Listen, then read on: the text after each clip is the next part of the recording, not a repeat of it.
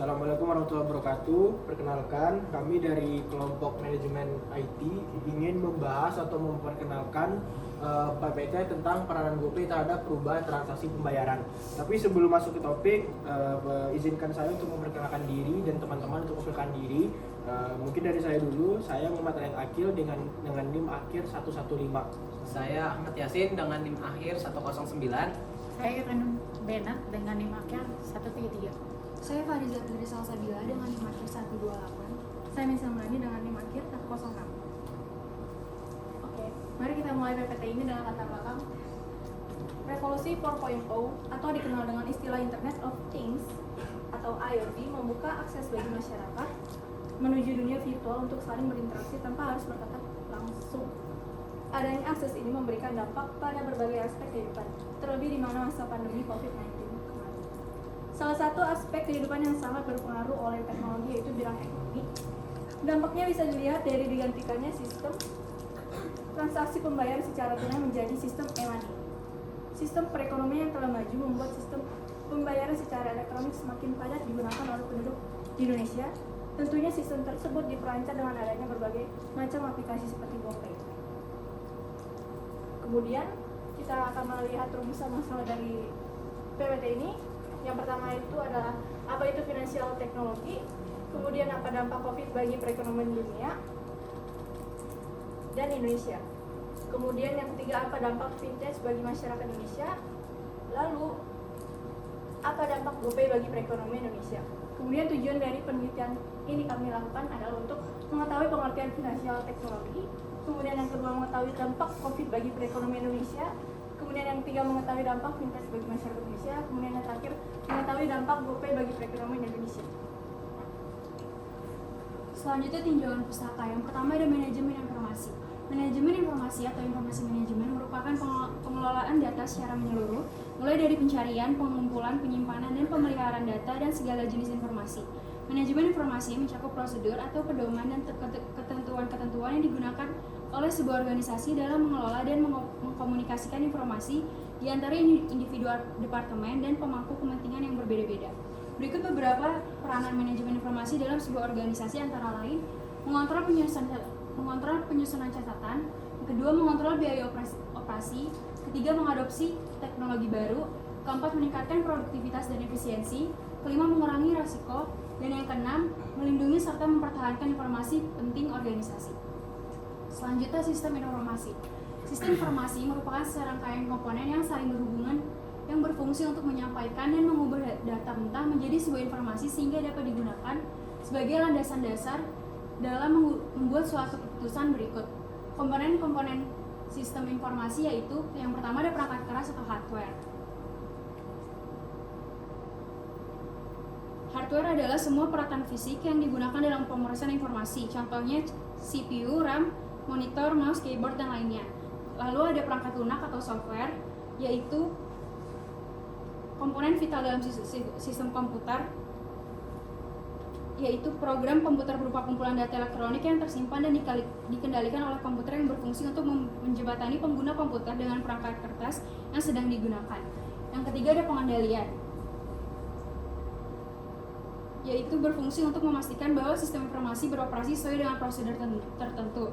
Kemudian ada basis data atau database, yaitu serangkaian data baik angka maupun kalimat yang disimpan dalam suatu media yang berkaitan yang biasanya disebut sebagai file.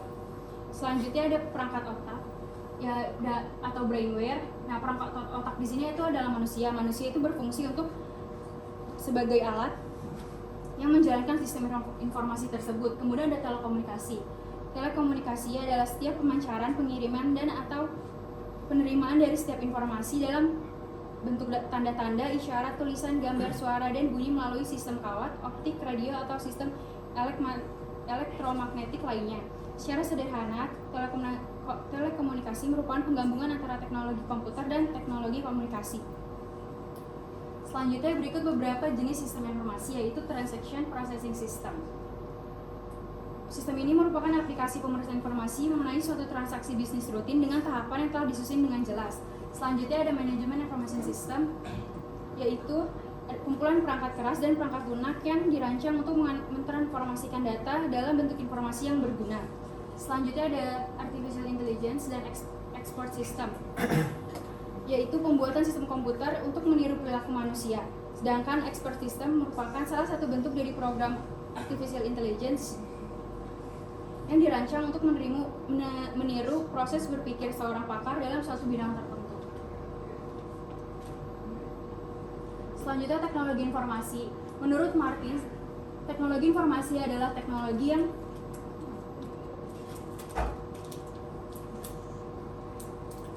yang tidak hanya pada teknologi komputer, perangkat keras, dan perangkat lunak yang akan digunakan untuk memproses dan menyimpan informasi, melainkan mencakup teknologi komunikasi untuk mengirim atau menyebarluaskan informasi. Teknologi informasi bertujuan untuk memecahkan berbagai masalah serta mengumpan munculnya kreativitas para sumber daya manusia guna meningkatkan efektivitas dan efisiensi dalam melakukan pekerjaan. Berikut fungsi-fungsi teknologi informasi, yaitu yang pertama ada capture atau menangkap.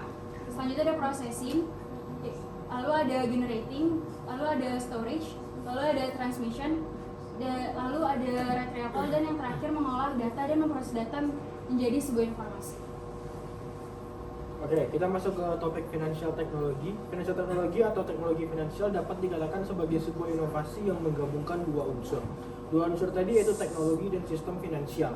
Tujuannya adalah guna memudahkan aktivitas transaksi agar lebih efektif dan praktis. Fintech sebagai suatu sistem canggih menggabungkan pengelolaan keuangan, distribusi, serta penyimpanan uang dengan bentuk teknologi. Berikut beberapa jenis fintech, antara lain adalah e-wallet seperti yang kita tahu, yaitu seperti GoPay dan juga ada OVO. Lalu ada crowdfunding, lalu yang ketiga ada bank digital, dan mungkin yang poin keempat yang akan saya tambahkan itu ada CBDC, yaitu Central Bank Digital Currency, di mana rupiah kita akan masuk sebentar lagi ke jenis uang era digital. Karena sekarang yang kita tahu yang kita pakai sekarang adalah uang kartal, maka kita ke depan akan menggunakan uang kartal dan uang digital, itu dari BI sendiri. Lalu berikut adapun beberapa manfaat dari penerapan fintech di Indonesia, antara lain adalah memudahkan aktivitas transaksi keuangan, meningkatkan kualitas akses pendanaan dan taraf hidup masyarakat. Yang ketiga meningkatkan inklusi keuangan. Yang keempat yaitu mempercepat perputaran ekonomi. Lalu lanjut ke topik berikutnya yaitu electronic wallet. Nah, e-wallet ini dikatakan sebagai jenis terbaru dari m-commerce yang memungkinkan pengguna untuk melakukan transaksi, belanja online, pemesanan, dan untuk berbagi layanan yang tersedia. Oleh karena itu, e-wallet sering dijuluki sebagai dompet digital oleh masyarakat.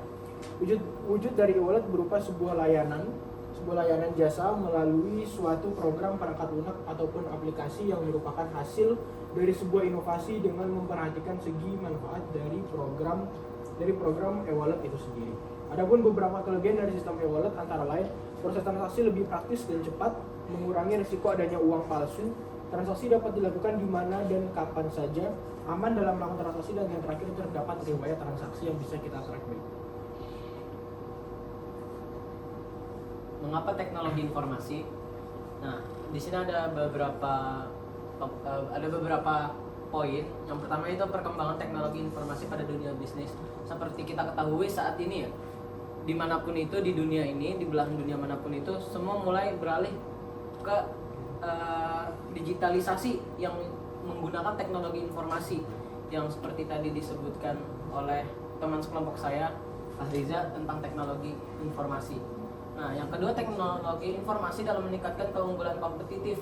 Jadi dengan digitalisasi, dengan hadirnya digitalisasi di seluruh dunia ini, maka ini pun jadi pemacu bagi perusahaan-perusahaan di Indonesia juga untuk menggunakan teknologi informasi. Maka dari itu teknologi informasi itu dapat meningkatkan kompetitif di antara para perusahaan sehingga mereka dapat menjadi lebih maju lagi, lebih berkembang lagi dari sebelumnya. Lalu yang ketiga ada teknologi informasi dalam komunikasi bisnis. Jadi teknologi informasi juga dimanfaatkan dalam komunikasi bisnis antara produsen dengan suppliernya serta dengan pelanggannya dalam membangun komunikasi antara mereka, menghindari dari miskom. Selanjutnya, perdagangan dalam teknologi informasi, klasifikasi sistem perdagangan online jadi dibagi tiga yang saat ini ramai diperbincangkan. Yang pertama itu adalah electronic market. Ini itu adalah software di mana market ini dibiarkan, pasar itu dibiarkan berkembang secara sendirinya pada internet.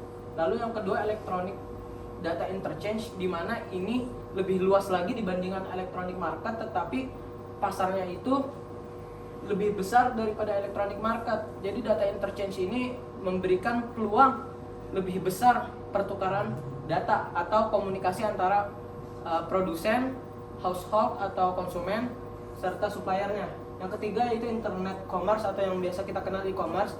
Di sini itu antara electronic market dan electronic data interchange itu mirip, tetapi bedanya internet interchange itu internet commerce itu mereka itu sudah terpadu seperti yang kita ketahui seperti Tokopedia, Shopee, Blibli, Lazada dan sebagainya. Mereka itu sudah terpadu memiliki softwarenya sendiri.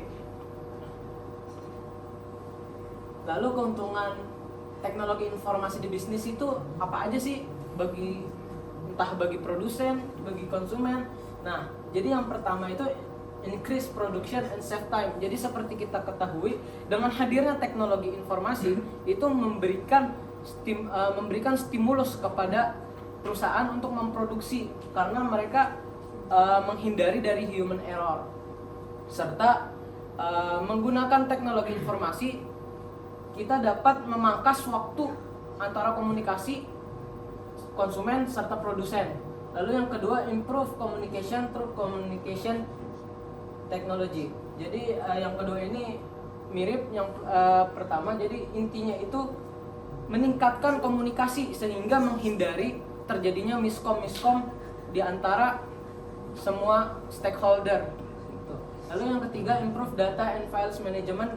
Ini juga sering kita temui seperti G Drive ya. Kita itu sekarang mulai beralih yang awalnya kita menyimpan data secara fisik, berkas gitu kita simpan di gudang, tetapi kali ini kita dapat mengimprove-nya menggunakan G Drive. Kita menyimpannya dalam cloud gitu. Lalu yang keempat, improve financial management. Dengan hadirnya beberapa software akuntansi seperti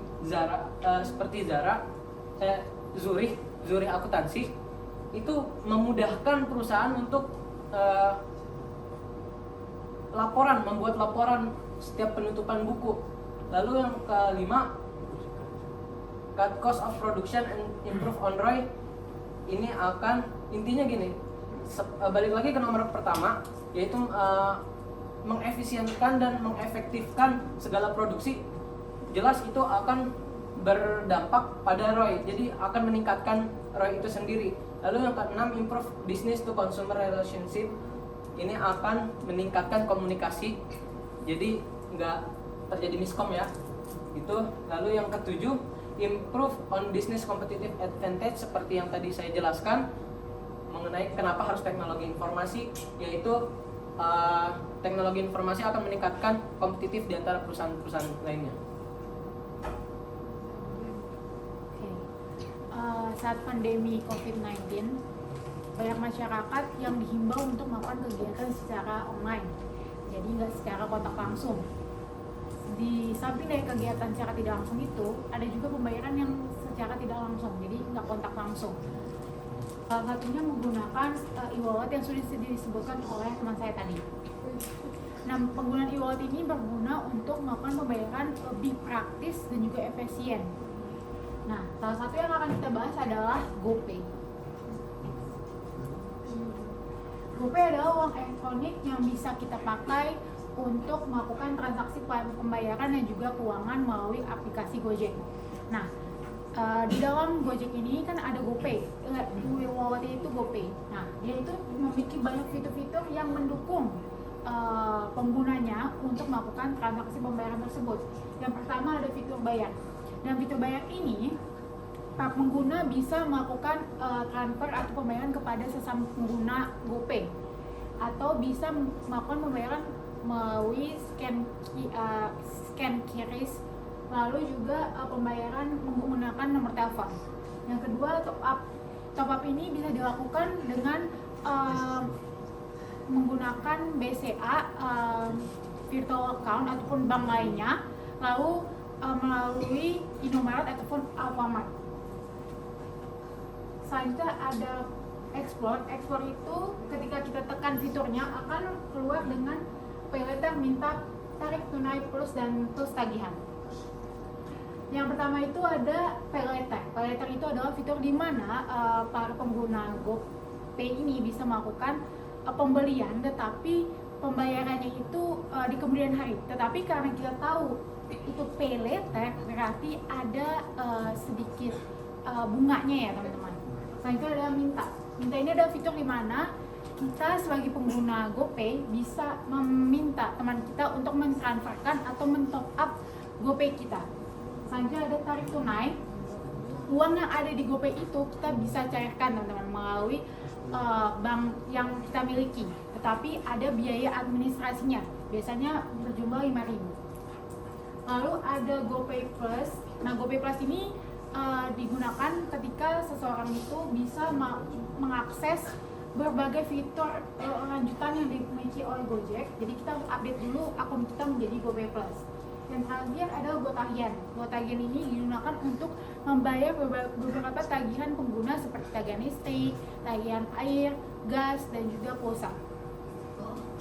Nah, melalui GoPay ini bagi Indonesia itu sangat mendukung perekonomian di Indonesia, mendukung kinerja dari UMKM yang ada di Indonesia, karena melalui UMKM ini mereka bisa menjual secara online dan juga pembayarannya lebih praktis, lebih efisien, dan juga mengurangi yang namanya pembayaran dengan uang palsu. Baik, sekian dari kelompok manajemen IT. Seperti yang kita tahu bahwa kita harus hidup dengan teknologi. Sebentar lagi teknologi akan kita akan mungkin bisa dibilang berdampingan hidup dengan teknologi, dan mau tidak mau kita harus bisa hidup dan menggunakan teknologi untuk dapat membuat hidup kita jadi lebih mudah dan lebih efisien. Sekian dari kelompok manajemen IT, saya selaku pembawa moderator pembawa PPT. Apabila ada kesalahan kata mohon dimaafkan. Assalamualaikum warahmatullahi wabarakatuh.